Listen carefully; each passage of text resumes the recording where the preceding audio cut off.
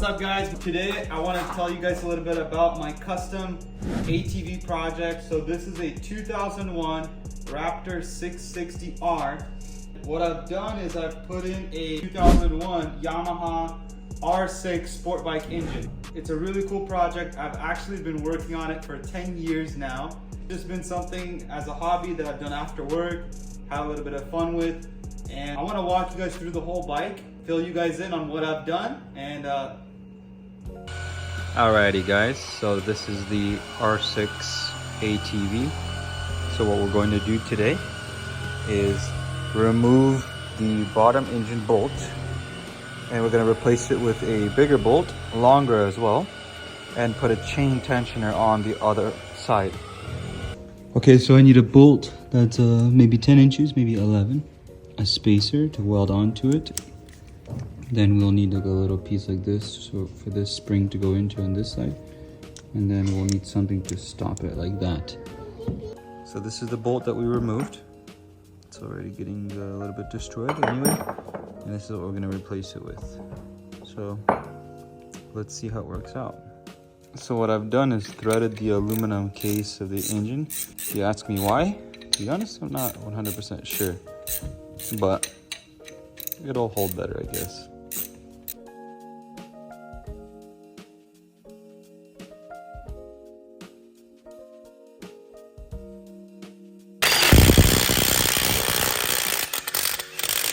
All right, for context, I definitely don't recommend you do what I just did,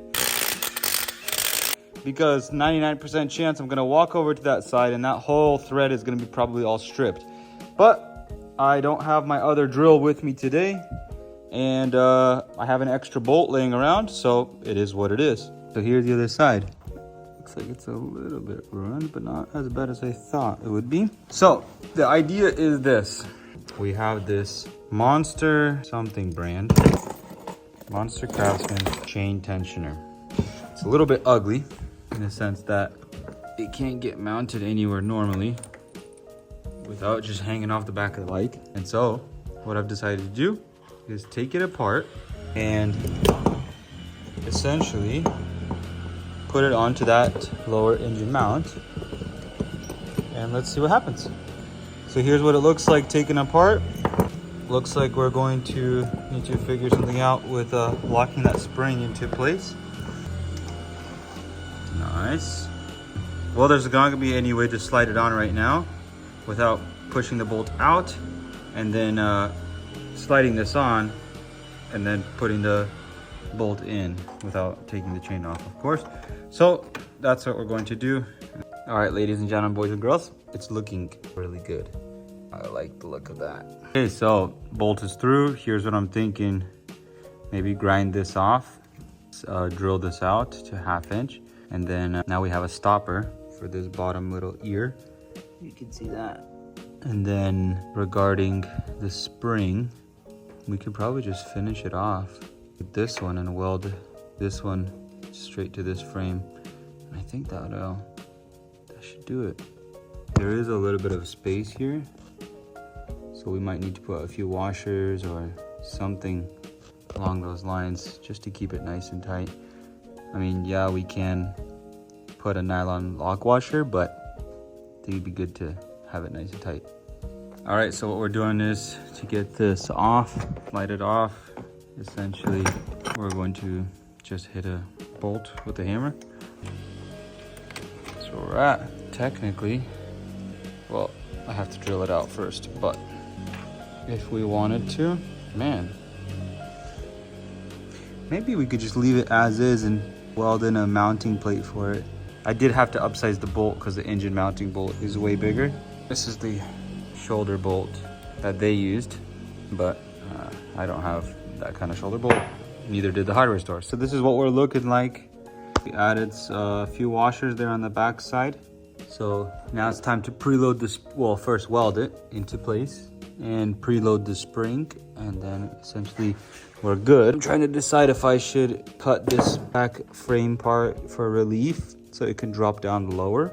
Essentially this, I can put it like that, and it would bottom out a lot lower into this frame, but it would look clean All right guys, so first thing I'm gonna do is drill a pilot hole like I just did and start upsizing the drill bits slowly but surely until I can drill straight through, create a path for it, and then I will use some of this 1/8 inch thick flat bar to create a relief. I'll bend it in a U shape and weld it into place. If you've enjoyed this video, then please like and subscribe.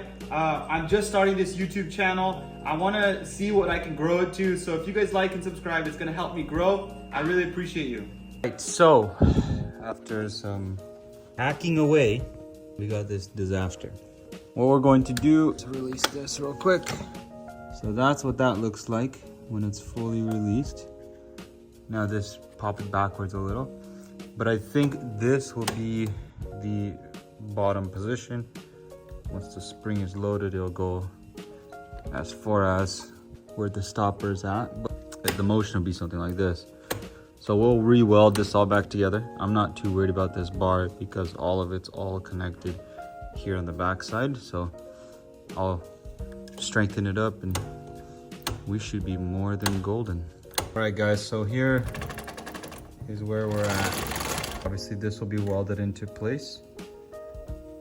Full range of motion right here. I ended up just completely cutting this pipe. So that's gonna be our solution. And we'll drop it down just a little bit. Over and back up. Obviously round it out, clean it out. And that will be our relief. All right guys, here's the two pieces. We're ready to go on this side. And then this one will go just like that. Weld it in nicely and then bottom piece to connect them. Okay, so here is where we are at. Hard to fully tell. Didn't finish welding yet. That's where we're at. Alrighty guys, here's the final setup. Good to go. Give you guys a nice detailed shot. This is with no tension on it. This would be the lowest position. Alright guys, we're welded. We'll need to clean it up a little bit. It's time to take off the chain, put on a bigger sprocket, and let's see what happens. So I cut it. Now it's time to take it off. Keep going, all the way, all the way.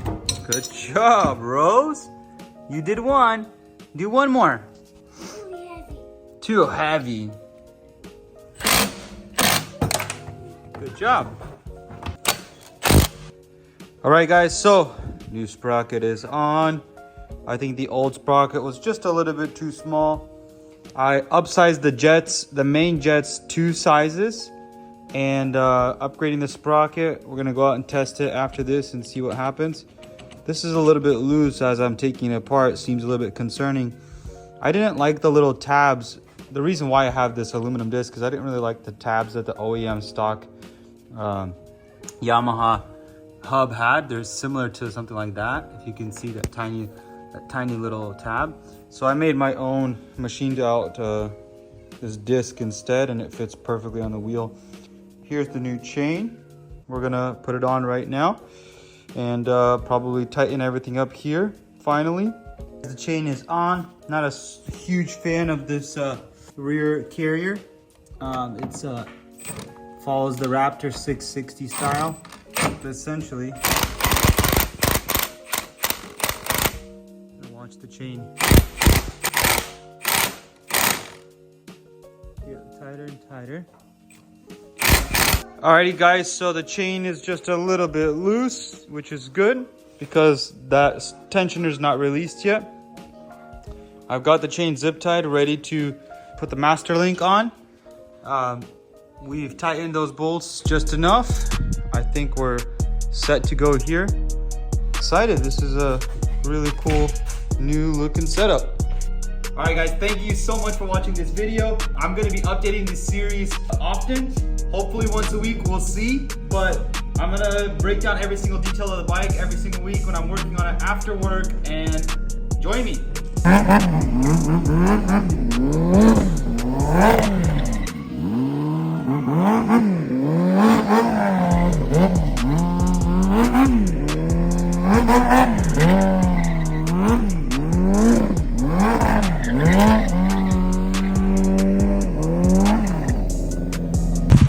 we're out here. Ruben's enjoying his life. Marty got his cambered, nicely taken care of quad.